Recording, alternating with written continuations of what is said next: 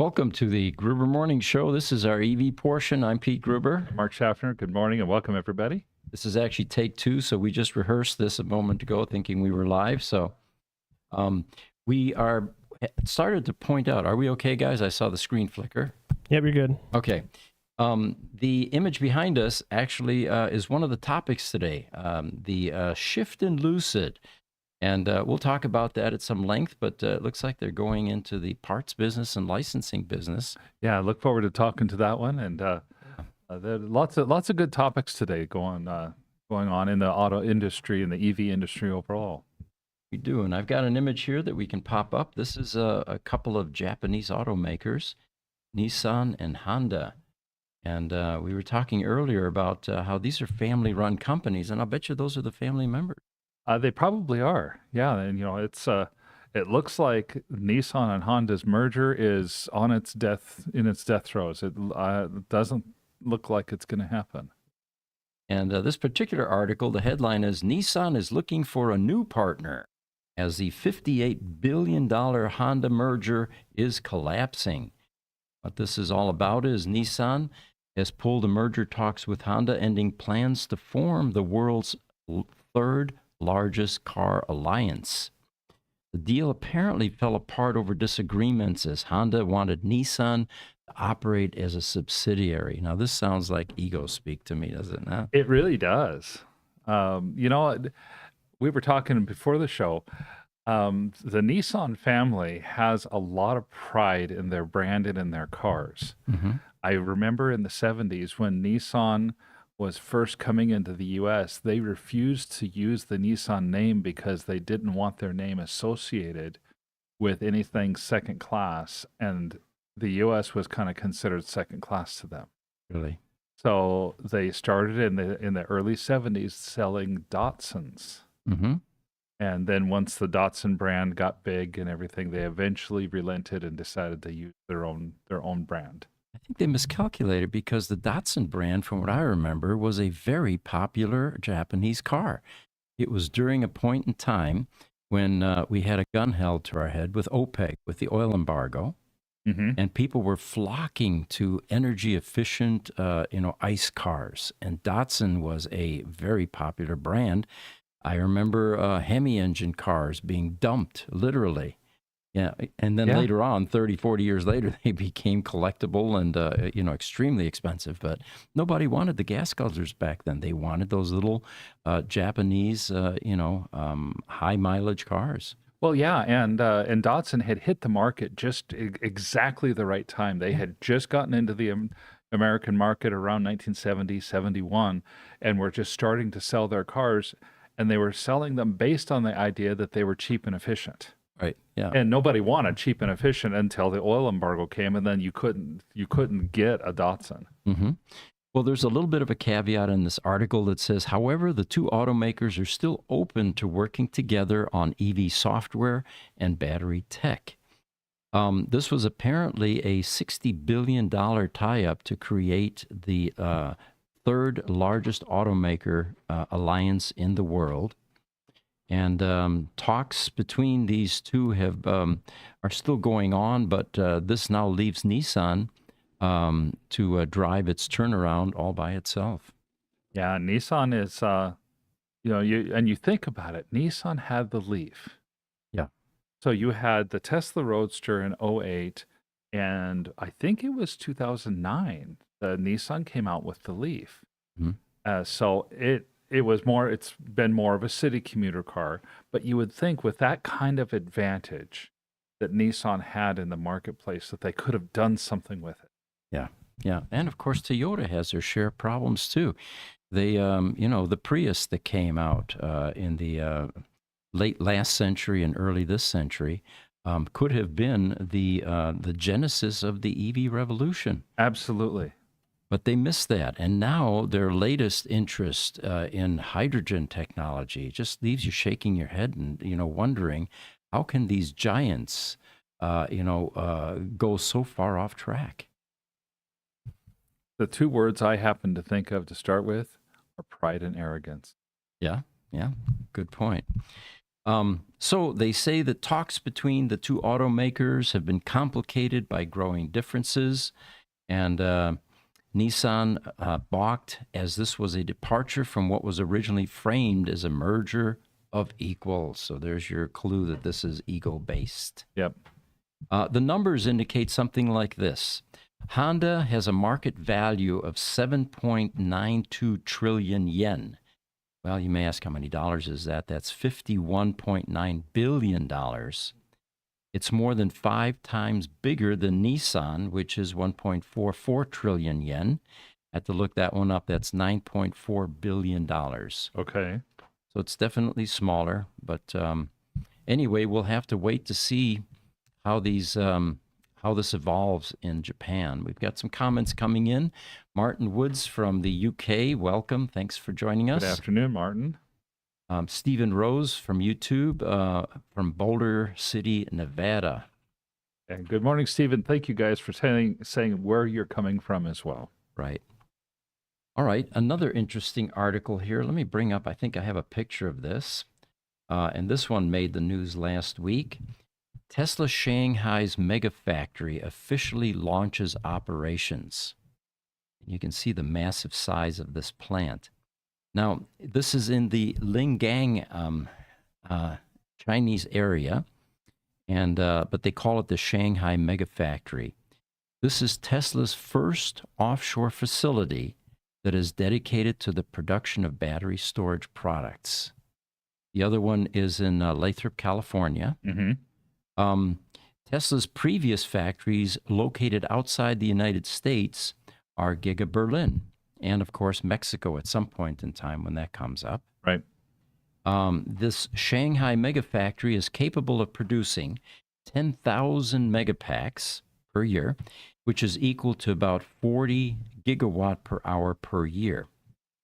And again, it joins the Lathrop, California factory as a producer of grid-scale massive batteries. They did hint in Q4 of 2025, Tesla, that a third mega factory is being planned. Didn't say where yet, I guess. I wonder if this is going to be the rumored India plant. They've talked about India. They've talked about southern Spain and Europe. And those are two of several places they've talked about. Yeah. But the speed at which this factory has been built is just mind-blowing. Yeah. The start date was May of 2024 last year, just the beginning of summer. And it was completed at the end of the year in late December. That was a 7-month build. And you take a look at the size of this. I don't know of anywhere on the planet where you could build something this large in 7 months. I don't know. Yeah, I don't either. It's absolutely stunning to see that big of a facility go up that quickly. I mean, here in the United States, it may take 6 months for people to move into the already finished building. Mm-hmm.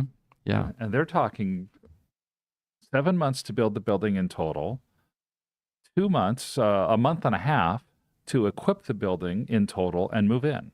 Mm-hmm. That's crazy.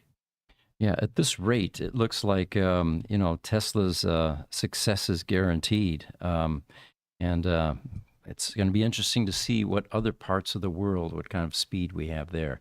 Mexico is still dragging, from what I understand. Yeah, and Germany, of course, was probably the worst example. Over 2 years to get Giga Berlin running, and I don't have the stats here, but I don't think Giga Berlin is anywhere near as large as this one in Shanghai. If you have information, please feel free to chime in. Let us know. YouTube, Jay Shank is joining us. He says hello from Ottawa, Ontario, Canada. Thank you for joining. Good morning, Jay. Thank you. So it'd be interesting to see. China will begin to produce these mega packs, and of course that's going to be a real gain for supply chain issues, because now they'll be able to address European markets with these large battery packs. Right. Well, the United States won't get the direct benefit of these batteries. Australia, that is, which is one area of the world that's gone all in on battery storage to enhance their electric grid, and Europe don't have the restrictions on Chinese-made product that we in the U.S. have. Mm-hmm. We'll see a secondary benefit because now the U.S. made batteries from Lathrop will tend to stay more in North America. Mm-hmm. Good point. Another image to throw up here. This was an article. I believe this is electric. I don't have the listed here, but the headline goes something like this: First electric Ferrari to be revealed on 9th of October of this year. It'll be revealed but not available for purchase until 2026. Okay. And of course, this is not Ferrari's first attempt into moving into EVs because of the LaFerrari, which is a hybrid, which Right. has an electric drivetrain, which we are very familiar with, by the way, having worked on a few of them. And it is an engineering marvel, but certainly not efficient, because when you try to combine a ICE drivetrain, not just your average commuter grocery getter drivetrain, but a performance drivetrain, a B12, like is in a LaFerrari, with all of that plumbing and all of that excellence, and an electric drivetrain in the same car in the size of a sports car. It is a phenomenal engineering challenge. They pulled it off, but serviceability, of course, is a challenge, put it that way. Yeah, definitely a challenge, but you got to give them some kudos for even being able to pull it off. Yeah, for sure. A few more comments here, and then we can go into this article. Yes. On Facebook, Juan Pablo Moreno says, cheers from Viña del Mar in Chile. In Chile, yes. Thanks for joining us. And then Martin Woods on YouTube asks, did you check out the Chicago Auto Show?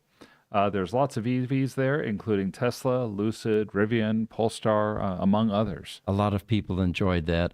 I did not. My ability to travel these days, as busy as I am, is constrained. Yes, yes. And Facebook, Juan Pablo Marino says, is it true that Tesla is planning to install a battery factory in Chile? We are not aware of that, but that would be an excellent place to expand because other than Mexico right now, Monterrey, nothing is going on in South America. I did look it up because I was curious myself. Yes. Yeah. Google says Tesla is working on a Chilean energy company to install large-scale battery systems in a couple of places I'm not able to pronounce in Chile, called Sildia Solar, which will use Tesla's Megapack battery system. That's just what Google's AI is saying. Excellent. Okay. All right. So there is news. Well, Juan, we will report as soon as we get more information. And yeah, that would be wonderful to have something in your backyard. Yeah, and thinking about the amount of lithium that's in Chile, it would make sense. I think it's still in the rumor stage, though, as to whether they're going to build an actual factory there. Yeah, Bolivia and Chile are very close together, so yes, that would work. Transport and all of that. So what's going on with Ferrari? All right. Well, we all knew that Ferrari was going to have to plunge into the EV business because they're not going to be able to avoid it. Mm-hmm. The world, the countries, the states, they have mandates. 2035 is one of the cutoff dates that's very popular around the planet right now, where you won't be able to manufacture an ICE car anymore. And, I was reading an article this morning, again, talking about the warming trend on the planet. Right. By the end of the year, based on the trend that we're on, even if it doesn't accelerate, which most likely it will because these are logarithmic scales, they're not linear. Right. With a linear scale, by the end of the year, the Sahara Desert will be flooded. There will be no more polar ice caps. I mean, we're getting into some dangerous territory. Wow. And of course, the coastal, the water elevations are going to be flooding coastal areas that are now possibly even cities like New York, Manhattan, that type of thing. So it's absolutely essential that something is done. And of course, the EV market has been identified as one of the things that may save us. My gosh, look at all the people coming in. From Facebook, Din Than says, hi, sirs. Welcome. Welcome. And then PYG KLB is in here from sunny, cold Western Oregon. Ah, okay. Well, you would have liked it here in Phoenix over the last week. We had the Phoenix Open, and we had highs in the high 70s. And of course, it doesn't rain here. It's been like 10 or 11 months without rain. It's been a long time. But of course, the offset is summer. YouTube, Rahat Salvan says, I have this podcast playing in the background while I'm under my Model S doing a coolant delete on my large drive unit. Love my Tesla Model S. Love the Gruber community. Keep up the great work. Rahat, we did a coolant delete yesterday, and we had a Model S up on our 4-post lift, and we built a jig that actually holds the entire large drive unit. And it worked out wonderfully. We were able to support it, raise the 4-post lift, drop the battery lift that this jig was on, and then maneuver that large drive unit out. And 2 hours later, it was back up underneath the car because of the tooling that we Wow, developed. very nice. I was looking forward to hearing how that ended up working. Yeah, that was Claude's car. So they're putting it back together now. And then one of our Tesla contacts was there yesterday as well. And he looked at the thing we built and he says, if you modified it so that you put a curved section underneath that held the motor and inverter, you wouldn't have to take the cradle out of the car. You could drop just that. So we're still trying to figure out how to do that. But the point is, tools are being developed, and it's mostly custom because it's not anything you can go on Amazon and buy or buy from Tesla for that matter. Well, that's one of the things that sets us apart is our ability to just learn and grow. It's exciting times over there at Gruber Motors. It is. Hey, Pete? Yeah. Real quick, can you explain the pros and cons of doing a coolant delete on a Model S? We did a shorts a couple of weeks ago, and when I posted it, we actually had quite a few questions.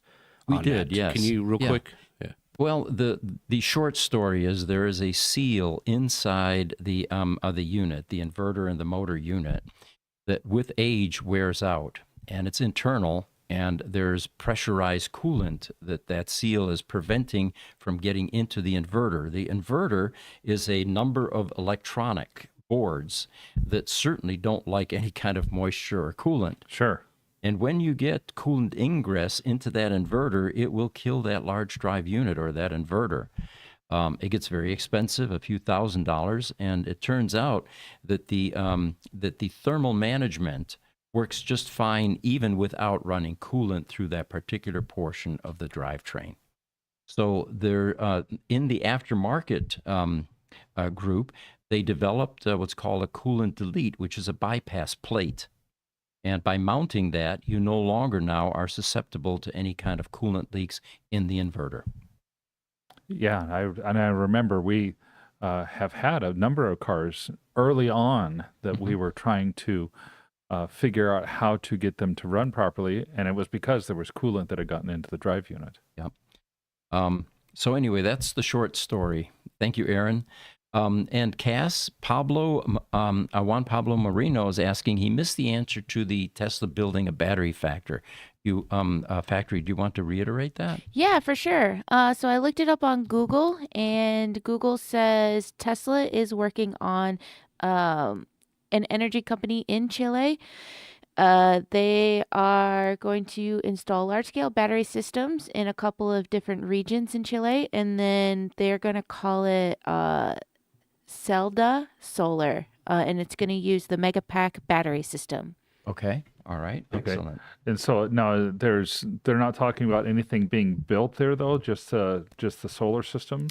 Just the solar system. The project will store energy from the sun during the day to use at night, and then it had a couple of extra technical stuff around it. The project will use over 200 Tesla Megapacks, which will store 3.9, I'm assuming megawatts, because it's a giant M and a giant W. Yep, that's megawatt. And the project operation is mid 2026. It's going to cost around $260 million US dollars. Okay. Well, thank you, Cass. Thank you. Yeah. Another YouTube, Anthony Wolf. That's my grandson. One of them. I have many. And he says, wow, mind blown. Thanks for joining us, Tony. So anyway, continuing with the Ferrari article, I've got a picture to post up here, and this is a spy shot of some testing that's going on at Ferrari, and it's not confirmed, but this may be that EV Ferrari. And anyway, Here's what the CEO of Ferrari says. His name is Benedetto Vigna. He says, Ferrari will reveal more of our future on the 9th of October this year at the Capital Markets Day. He stopped short of confirming any more details, apparently, but said it would be presented in a unique and innovative way. Well, the rest of the story here is that they will be rolling out 6 of these cars in 2025 and then start production in 2026 or make them available to customers. Yet to be determined, the body style, that is. And they say it's possible that Ferrari could seek to emulate the characteristic dynamic qualities of its combustion cars by centralizing the mass of batteries in the chassis. And the combustion cars they're talking about there are the, let me get the, there we go. Oh, it doesn't say. All right. Well, anyway, if you find that, Mark, we can tell them what they're trying to emulate. But Vigna also said that he expects the new EV to appeal to both existing Ferrari customers and tech-savvy newcomers to the brand. Well, that's where I take issue. I was a Ferrari owner for 23 years. And Ferrari owners have a certain expectation. In fact, I was in the club for 23 years. I was even the president of the Ferrari club for a few years. Mm-hmm. And I know these guys well. I know what they're looking for. And the guys that I hung with and enjoyed Ferrari experiences with, such as supercar runs and, all of that, would not be caught dead in an SUV like this. It is not the Ferrari vibe that the average Ferrari buyer is looking for. No. So I'm sure there may be a new breed of people that come in and start driving Ferraris. Let me show you what they may look like then. We've got this prototype. Here is a Ferrari FF station wagon. And when this came out, let me bring that over here so Jesse can bring that up on the screen. When this came out, all of us in the Ferrari camps kind of shook our heads and said, what were they thinking? And I don't know of anybody in my group that bought one of these. This is a 4-seater. It is a 4-seater Ferrari. And, I'm sure there will be a market. I'm not sure how big for cars like this. It gives Datsun 240Z vibes because like the hood is long, but the body is short, kind of like an old Datsun. Yeah. But I don't know if it's what they think it is. Like, I don't think it's going to take off the way that they want it to. Because anytime I think of a Ferrari, I think of like a real slick sports car, not a 2-seater. Yeah, like a 2-seater, not a 4-seater. Right, and a convertible. And, low to the ground, no power steering, no power brakes, none of those creature comforts. You want to be able to feel the road. You want that to be a sports car. You want to become one with the car. Right. And that's what happens with a true sports car. You start adding all of these these bells and whistles, and now you're trying to make a sporty sedan, and there are plenty of those to go around that you can choose from. Let me show you something else. This is a picture of a Lamborghini Urus. And this actually was in our shop Friday last week. Now, I would never disparage a customer's car because this is a customer. What we ended up doing was, if you notice, the wheels have a white ring on them. Is that the alloy gator that we sell? That's the alloy gator that we sell. It is a wheel protector, and if you, it will protect you against certain types of curbing. Now, if you slam into the curb, it's probably not going to work, but for the average wheel damage type curbing that goes on, these wheel protectors are a wonderful option. But if you look at this, when I first heard, hey, there's a Ferrari in the shop, so we ran over with a social media team, and I was expecting a Countach-looking Lamborghini. Angular. Oh, yeah, so Lamborghini in the shop. Lamborghini, right. What did I say? You said a Ferrari in the shop. Ferrari, okay, all right. And what I saw was the equivalent of a kind of a bloated SUV. Now, until you got in this car, it didn't remind you of Lamborghini, but sitting in it now, you suddenly realize you had the steering wheel with the paddles, and you had the, the cockpit type vibe. So hopefully there will be a market. Absolutely. It sounds like you're just anti-SUV. Is that what's going on here? Well, yes, and for a number of reasons. Remember, I'm the guy that likes the single commuter solo vehicles because 80% of the time, people in cars are single occupant. Why do we need another, 6 seats for additional occupants and another 6,000 pounds in a large pickup truck if we're going to the grocery store to get milk? So I am a proponent of appropriate vehicles for the application. Yeah. Hey, I love Martin's comment from YouTube. I know he's toward the bottom of our Yeah. comments, but he said that Ferrari looks like the BMW clown shoe. Yeah, good point. That's great. That's very good. On Instagram, McNell's one says, "Yo, what's happening?" Yeah, well, thanks for joining us. YouTube Wayne Waters says, will Tesla ever get more service centers to take care of us Tesla owners? Richard from Arizona. Building service centers is a challenge, of course, because, a lot of infrastructure. And the only answer I have to that is in Phoenix here, for example, 10 years ago, we had one service center. It was just north of us here by the Scottsdale Air Park. Yep. They tripled the size of that, went out to Scottsdale. Then they opened one in, Mesa, Tempe, Arizona, Glendale, Arizona. We now have one in our neighborhood, not too far from us on 19th Avenue. And that kind of expansion is taking place all over the world. The other thing that Tesla is doing, trying to keep up with the delivery system. Remember, our position has always been the EV manufacturers will not be able to keep up with their delivery systems at the pace of production. If you look at their production goals, you can just do simple math and figure that out.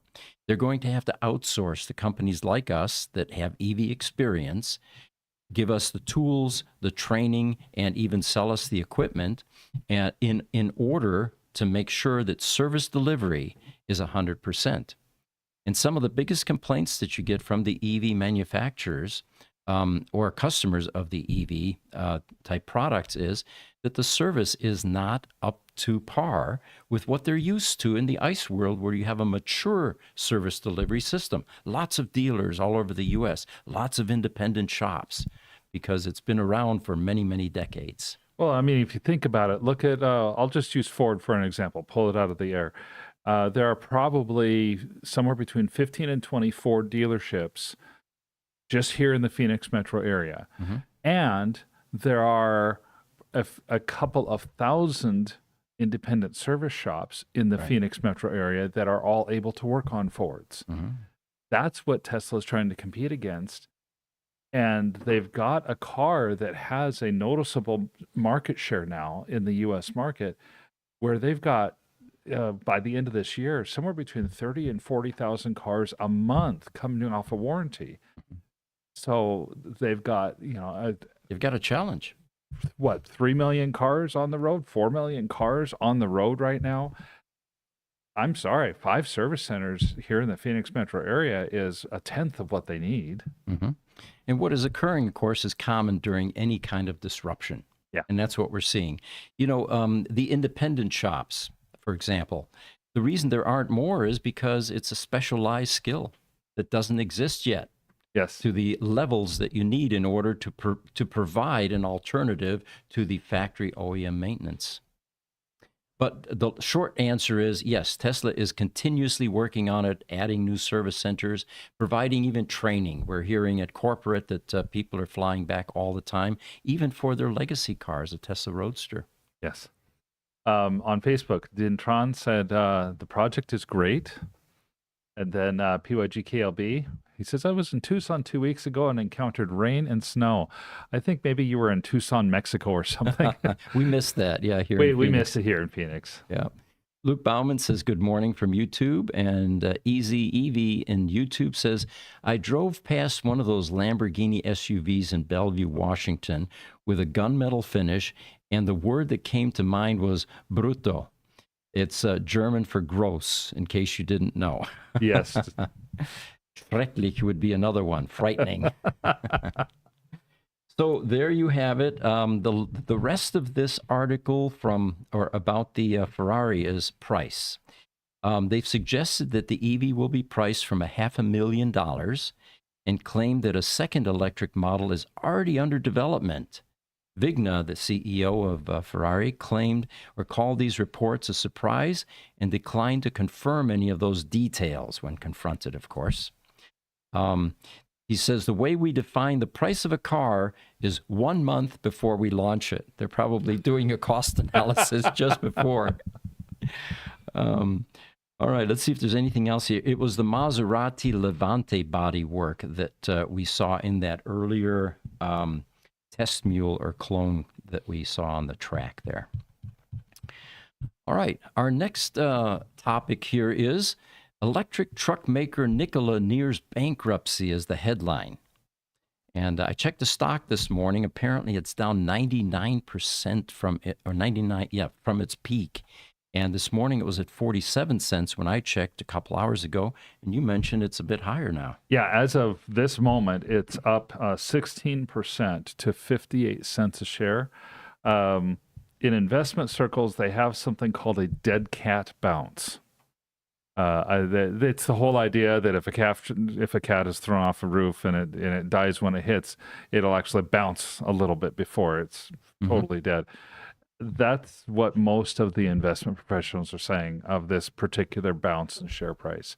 It won't last long. The fundamentals on Nikola are terrible, and they may not have enough cash to last out the first quarter of this year.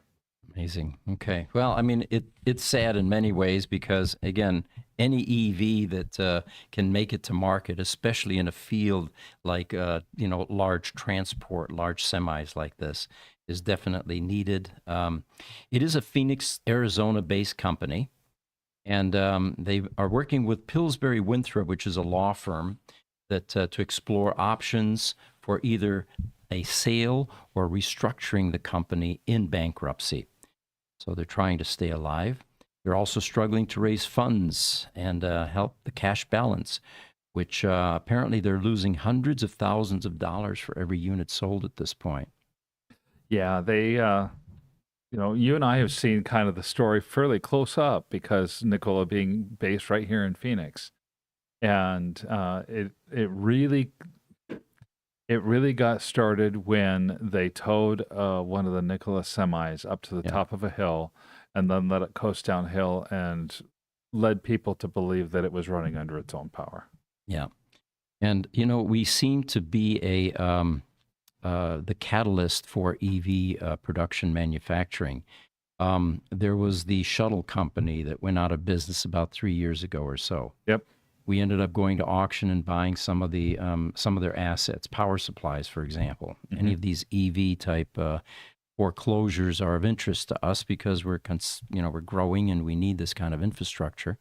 The second one was Electromechanica Solo, which we're still buying things from and that we're aligning with. And this will be a third. I can see ourselves being out there and taking a look to see what's available for a purchase during this foreclosure. So the cash equivalent, they say, for those of you into the financials here, fell sharply to $198 million at the end of September, compared with $464 million at the end of 2023. And shares have lost more than 99% of their value since going public in 2020. It's below the $1 mark at this point. Mustafa El Gamal from YouTube, has anybody heard of full self-driving similar to Tesla in China using Huawei ads? There are multiple. It can now navigate to destination, go and find parking.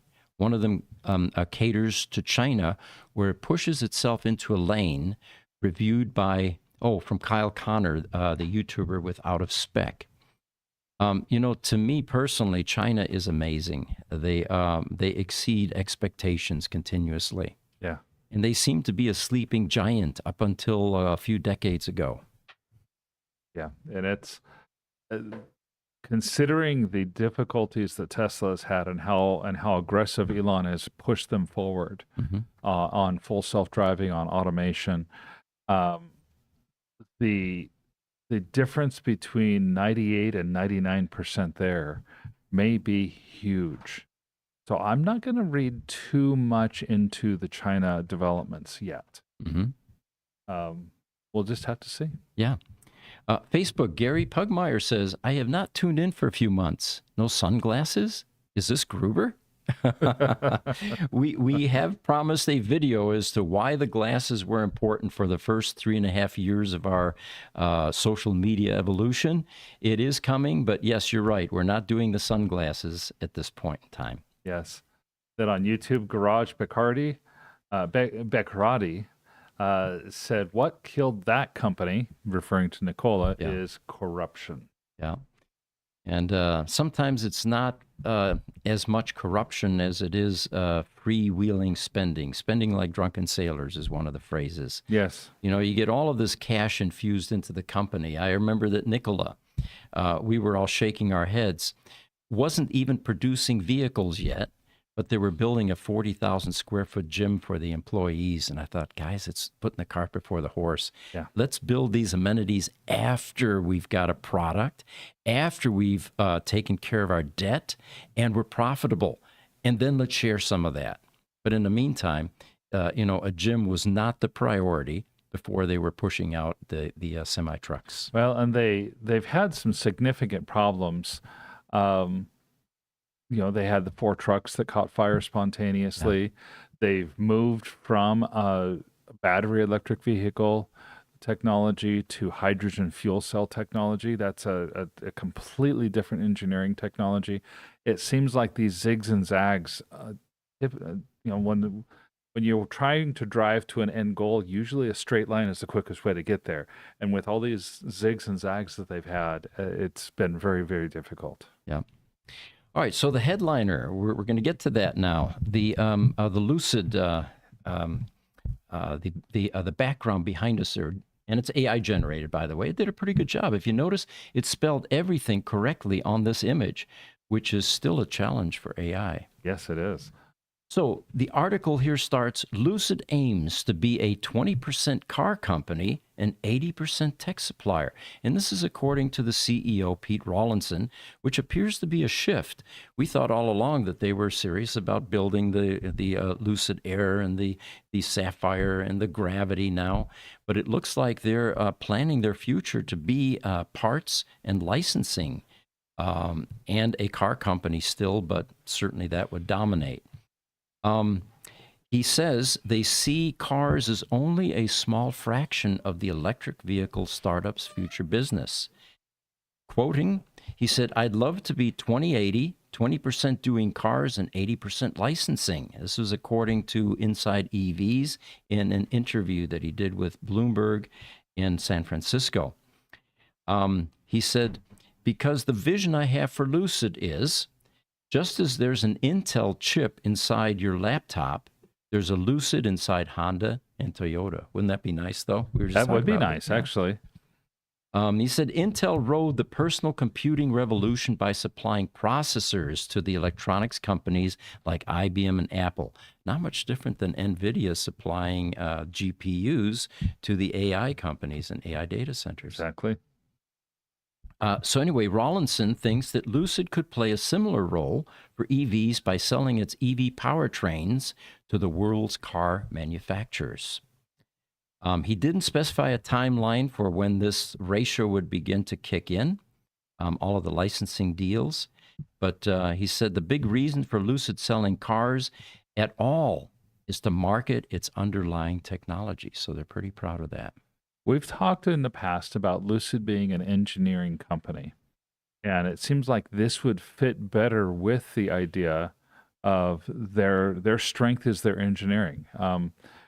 Time and again, whether it's Sandy Munro taking a part of Lucid, whether it's Car and Driver or Motor Trend giving them the Car of the Year, the technology comes to the forefront.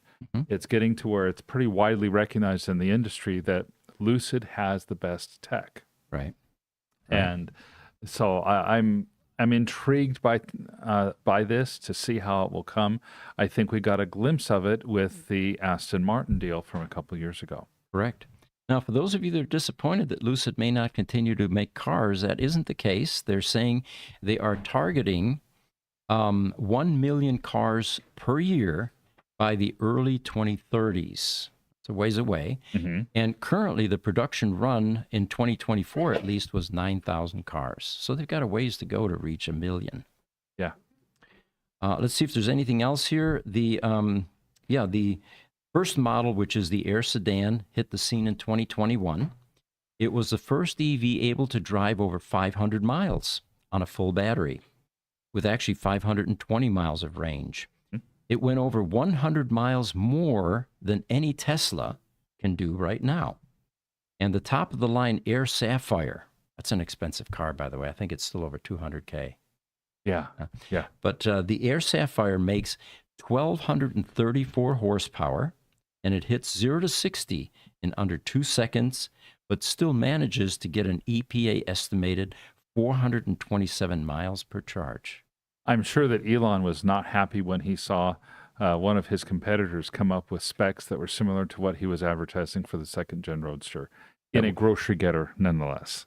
Good point, yes. So Lucid has a history. They also supplied battery tech for in the past for Formula E, which is the electric racing series. And at least one automaker has signed on as a customer, like you mentioned, Aston Martin. Mm-hmm. This British car maker inked a $450 million deal using Lucid's motors, battery technology, and Wunderbox, as they call it, which facilitates charging and its upcoming electric models. And the startup, Lucid, said that they are in talks with other car companies. Now, one thing that Lucid doesn't have quite perfected yet is the full self-driving. That still seems to be the gift of Tesla at this point. Right. A Tesla with AI, I could see in the future, probably not a future that's based in reality, but just pretend for me here, a Lucid powertrain, 600 miles of range, either a Honda or a Nissan or a Toyota brand, and Tesla full self-driving, all wrapped all together in one vehicle. Mm-hmm. That would be the ultimate. So they do say that they want to license Lucid's tech to car makers so that they can manufacture components like battery packs, motors, and transmission units themselves, which now gets Lucid off the hook with building plants, additional plants. Right. All very costly and, slow rate of return for investment. All right. Roger Starkey's joining us from YouTube. He says, Huawei is pronounced Huawei. Well, thank you. Yeah, that's right. H-U-A, Hua. Okay. Yeah, Huawei. There's a restaurant in Phoenix here, Payway. Yes. Yeah. All right. YouTube Martin Wood says, electric article today. Lucid CEO predicts exponential growth, and it's not just from selling luxury EVs. Yeah, that's the same type of topic for here. I did read the electric article as I was researching. Mm-hmm. I'm waiting to see the exponential growth. Yes, yeah, we all are. Yeah, we're shareholders. Love to see that. Yes, we are shareholders. R. Dobson 222 on TikTok said we had to wait months for China to send us parts. Interesting. Okay. Thinks Automotive is joining us from YouTube. He says, interesting that Tesla recognized the licensing path years ago to Mercedes and Toyota. And, that saved their bacon, that $50 million cash infusion. Yes. At the time that they were trying to launch the Model S. That's right. Has been reported to have forestalled the bankruptcy, which is a path that they were on at that point. That's right. I remember that. Martin Woods from YouTube says Lucid's Project Midsize will be their mass production EV, which will compete with the Model Y and 3. Doesn't say when that will be coming out, but that would be interesting. YouTube Garage Bekradi says, do you believe Hummer EV is going to fail? I believe we mean Hummer, right, Cass? Yeah. It's tough to predict which ones are going to fail, but a majority of them are failing rapidly, if you think about it. One of the topics was Nikola is on its way out at this point in time. Then we've got Aptera, which is, in the throes of either success or failure. It's very difficult to start a car company, folks. Tesla recognized that as well, and they were, on the verge of bankruptcy a number of times. Well, even big companies like Ford, we were talking a little bit yesterday that Ford is potentially going to end up replacing its CFO at some point in the future. There's starting to be calls for Jim Farley's head. And a lot of it is because Ford has spent over $10 billion on EV technology. And where's Ford at? GM is selling a lot more EVs than Ford is at this point. And there's the saving grace with any new EV startup company that is going to make it would be a term patient investor, and it's an oxymoron. Yes. Because investors want a return on investment. This is where Lucid actually has a distinct advantage. No one really thinks that the Saudi PIF fund is going to become impatient, recognizing that this is their future. It's no longer oil, and they need to pivot into something that's sustainable like EVs. Well, and when you have a company that had $750 billion with a B in net profit over the last 5 years, throwing $5 or $10 billion at something is almost like you or I going down to the local Kmart and buying a stereo system over the weekend. Right. It's like a recent, Larry Ellison quote that I saw, and he said, if you're not willing to lose $100 million, you're never going to make it big. Yeah. Tesla Dave 86 on Instagram says, value, fun, and a great investment. Mm-hmm. YouTube, PYG, LKB says, I'm impressed by Lucid's motor and a differential or different design, but I wonder if it will be as good as if they have to build everything beefier as a low-tier supplier. That'll be a different challenge. Yes, I agree with you there. Well, and one of the things Peter Rawlinson was saying when it came to licensing, he doesn't just want to be a parts provider. Mm-hmm. He wants to license the engineering plans to these companies and have them build their own parts. Like Aston Martin, right? They pay Lucid $450 million for the right to build their own parts based on Lucid's technology. Mm-hmm.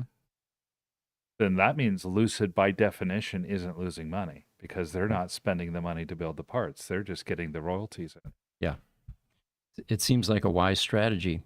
Martin Woods says Lucid's project midsize should be out late 2026 and early 2027.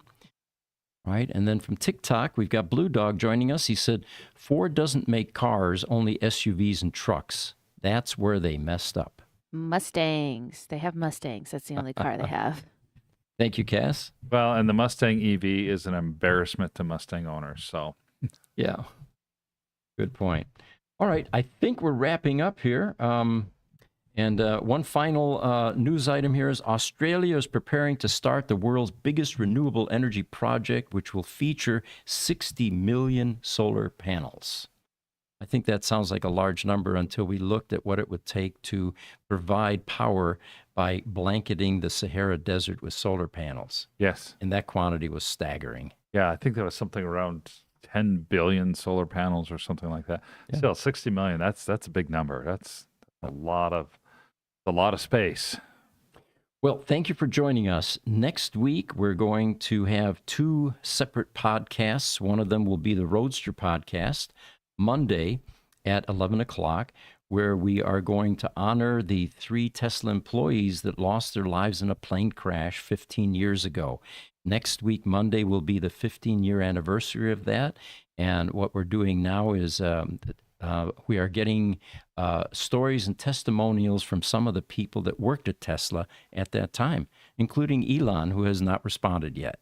Yes. But he's fully aware of it because I sent him a newsletter about 6 years ago or so, and he chimed in about how tragic that event was and how it potentially set back Tesla Roadster for a while because these guys were heavily involved in that design. Yeah, those will be some interesting stories to tell, sad stories, but it's a very important part of the Tesla history. Mm-hmm. So again, thank you for joining us. We will see you next week. I'm Pete Gruber. I'm Mark Schaffner, and have a great day.